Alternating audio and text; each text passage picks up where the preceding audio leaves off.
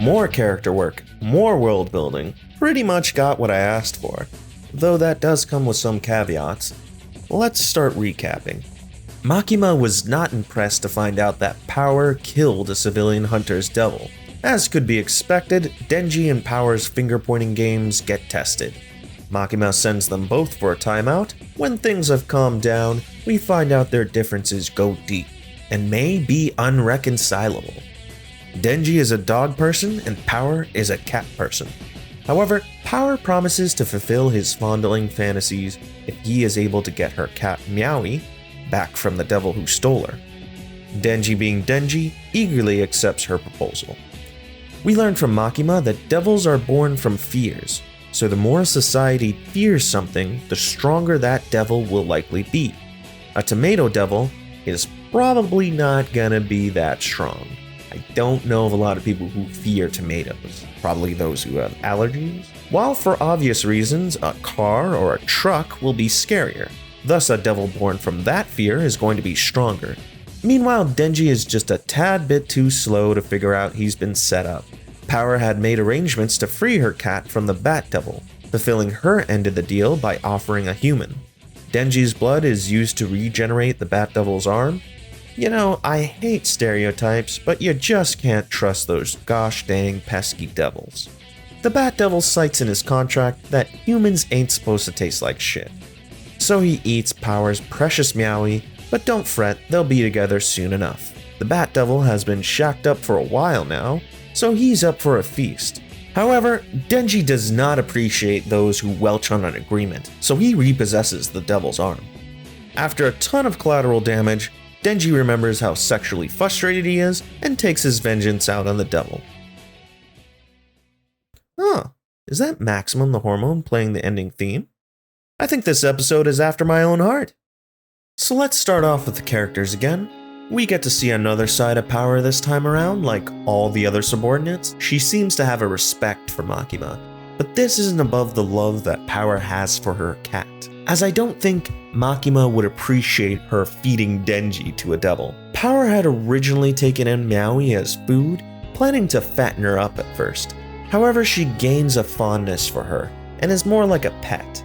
Denji shared his story about losing Pochta, and was initially blown off by Power. After experiencing a loss of her own, she's able to relate to Denji, and there is our first glimpse of these two getting along. You know, before she gets devoured. While I think the connection that Denji and Power have is handled well, I can't say the same for the relationship between her and her cat. As Power claims, she's killed many before. And we can see she doesn't have empathy for the other animals she slaughtered. The only rationale for sparing Meowie is that it hasn't screamed. But cats definitely screeched. This is a confusing motive. The show really gives us no acceptable explanation. When they did so well in the first episode playing with sympathy, Denji and Pochta had death looming over them, and both could rely on each other. They could have played into Power perhaps once being sickly, relating to how she finds Meowie.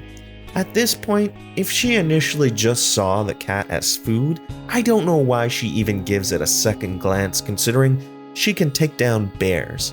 Now, the show can give a more detailed explanation later on, but I've been giving the show a few free passes on the previous episodes already.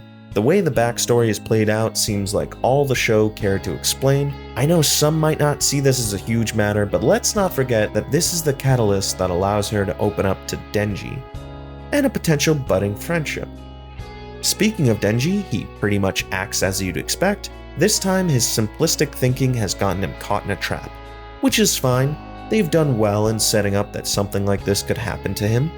We see how easy Makima was able to bat her eyelashes at him, and he quickly became putty in her hands. His story about Pochta getting lost one day was shorter than Power's backstory, but I think is more effective, because of how it uses relatability. We find out Denji freaked out for a day before he found Pochta. However, he can only imagine how bad it was for Power to have to leave Meowie in that devil's clutches. Pressing forward a bit, during the battle with the devil, Denji catches a car with a person in it, at the same time learning he can retract his blades. At that moment, he is mocked for saving lives. Denji denies caring and throws the car back at the Bat Devil, with the guy still in it. Now, this also gets confusing when earlier he was telling people to flee. It's really baffling what they're trying to portray here. I suppose the only takeaway is that he wouldn't go out of his way to save anyone if it causes him inconvenience. We haven't seen him show any contempt for the common person. It's really awkward at this point, and I hope we get clarity. This changes a lot about the series and how we should be feeling about a character with who the audience is expected to empathize, but who doesn't care about innocent people being slaughtered. Moving on to our last characters, not much going on with Makima and Aki this time around. Aki still doesn't like Denji, but he goes into further detail, stating that Denji doesn't have the drive to be a devil hunter, reiterating from the last episode, Denji doesn't have a goal he wants to accomplish and acts childish. Nothing new here. Through Makima, we learn about world events. There's tension between the US and Russia, and the Japanese government is worried about getting involved. It might not be necessary for the story being told, but it would be interesting if they ever divulge how the rest of the world is dealing with the devils. Moving on, I wanted to discuss issues I had with Makima, and I guess you can include Aki as well. Why are you leaving the Devil Man and the Fiend to their own devices? We see that Denji needs to take custody of Power during their day trip, but as I mentioned in the prior review, why is he allowed to wander wherever he wants? Look at what he's capable of in this episode. Why isn't a team, including Aki, looking over him at all times, especially considering their screw up at the beginning of the episode? It doesn't reflect well on the intelligence of Makima and Aki. The amount of collateral damage that happens by the end of the episode is so ludicrous that there is no way it can go unaddressed, especially since throughout the 3 episodes, the show is trying to establish a modern, first world Japan that could exist while devils roam the earth. But how hasn't the world fallen apart already if any random devil can just destroy a bunch of buildings and cause a ton of carnage? I wanna believe that the Bat Devil will be a special case.